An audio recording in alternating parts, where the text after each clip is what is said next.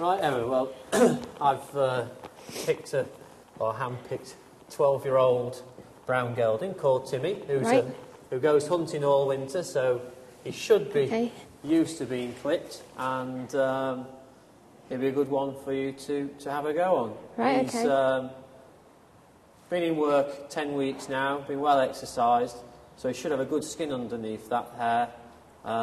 It's always important the day before that preparation helps the clippers go through the skin, and you can see he's got a good shine to his coat already, and he was worked yesterday, had a good sweat. Yep.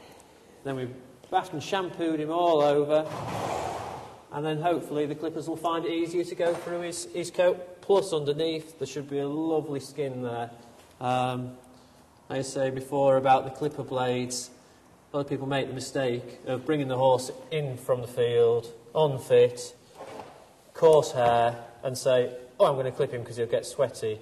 Well, then all you've got then underneath is just a very dull, horrible skin. And, it's important that underneath this coat is a nice glossy skin, and it makes the job a lot easier. Right, okay. So the work in the sweat conditions the skin. Yeah, that's it. Yeah. That's it. And, he was bathed, say, yesterday to take out all the excess grease that you would build up on top of his quarters, or maybe on his forehead, or places where maybe, it just builds up whilst he's in work, and we don't want to strain the clippers too much also, so the bathing of getting out that grease will help the clippers to go through him. Right. Also, whilst we're clipping, it's important, it's a chilly day, is that it's much easier to clip a horse if he's warm as well. So I usually just keep a rug thrown over his loins whilst we start on the shoulder and the neck, and then obviously when we go to the back end, move the rug forward, just keeping him warm whilst we're going about doing the job. I mean, there's all sorts of ways of preparing the horse for clipping. A lot of people would use products and things like that to help, maybe putting a bit of baby oil in the water the day before to try and heat them up and things like that. But pretty much if they're fit and they've been worked plenty, and as long as they're a bit well brushed, and if they've had a bath the day before or whatever, then underneath this should be a lovely glossy skin. Right, Robert, so what sort of safety tips do you recommend or do you follow? Because I've seen quite a lot of accidents and things. Yeah, well, it's important. I mean, knowing your horse is the first thing, Yeah. I'm experienced at it, and, this horse I know he's used to being clipped, and I'll probably follow my instinct with him. Yeah. But then, really, if you're inexperienced with a horse that's slightly edgy, then you really should wear a hard hat. Right. So it's no good thinking about it later. No. Be prepared and wear a hard hat. Or you can wear a back protector. I mean, some of those are so easy to wear and so thin. You can manage to work in them, and you can use those. But like I say, it's knowing your horse. But if you are aware of your horse being very edgy, then just be prepared. I mean, also, if you've got a horse that's very edgy, it's the first time it's ever been clipped. Yeah. Then, like I say, don't think about it later. Be prepared. Ring your vet. Tell him your problem. He'll meet you there at the time when you want to clip the horse and sedate him for you, so that the horse then learns to relax to clipping. Yeah. It's no good, having a terrible battle the first time. That could end up being a lifetime problem for that horse every time you start a pair of clippers. So it's just important just to know your horse and know where you're going to be at before you've turned the clippers on. Is there any safety features with the clippers or the wires or anything like that? What do you recommend? Well, it's always just handy to have a circuit breaker. Right. And then, just edge on the side of caution and say, hopefully there'll be no problems. But it's always just better to be prepared and then hopefully avoid the problems before they happen.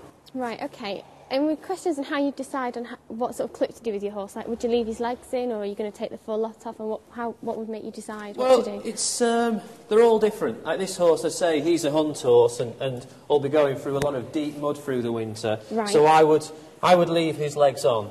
I don't even trim the heels on the hunt horses. if you think you're getting mud and wet chafing against the skin, that leads to cracked heels. So I would always leave the legs on horses. Right. The only time you might take the legs off is, say, if you're jumping abroad in the summer or something like that, and you could take the hair off then. But it's, again, you're always opening the skin then to the elements. So I would tend to leave the legs on nearly every horse I ever clip. So you're going to keep his legs on, but take the rest off? Are you going to take the rest off, other than a saddle patch. Right, okay. Is that... I'm a big believer in leaving a saddle patch on a horse. Just, I think, the one place where, when there's sweating going on with rubbing at the same time, is going to be under your numna. Okay. So I would leave. I'll just take this off in a second, and I'll show you. I would always, if you just get your general numna, which you use every day, lay it over your horse, position it roughly where you'll need it. Right. Bit of chalk, just to make it easy for yourself, because I've seen all sorts of saddle patches, and it's just easier to be prepared. Just go around with the chalk, round your numna, and then hopefully you've got a line under there that you can help to follow that. Around. And it just stops the chafing of the skin, and you can clip round that. You can bandage his tail up just so it's easier to do around here. Okay. But I mean, that I say, it's different. If you're experienced, then you won't need to do that.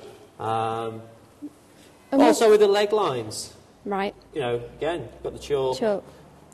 How do you know how far to go down the legs? Where do you usually... You see all sorts of leg lines. I'm a believer. I like to keep them high up and use the contours of the leg up there, and then that fits in well. Yeah. A lot of people come down here and things like that. But again, you're only getting sweat running.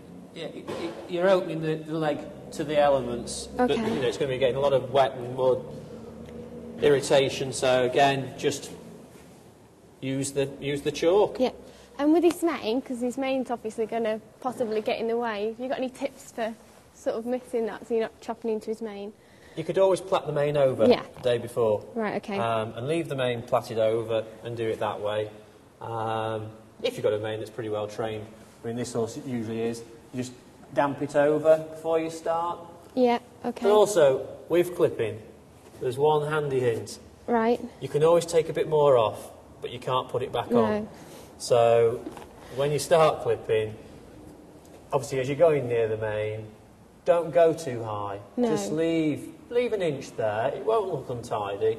You can always damp that bit over with the mane, but just always remember, like I say, you cannot stick it back on. Right, okay. With his ears, do you clip his ears or do you tend to use scissors or what's... Yeah, no, if you've got a horse that's relaxed and settled enough, you can clip his head out and clip in his ears. Depending on what sort of clip you want to do, you can leave the front of the head on. Yeah. Clip up to the jawline, trim the ears, and he looks like his head's off anyway if he's got a fine coat. But I mean, with these horses that are going to sweat quite a lot through the winter, maybe hunting, whatever, like that scenario, then I would clip his head out.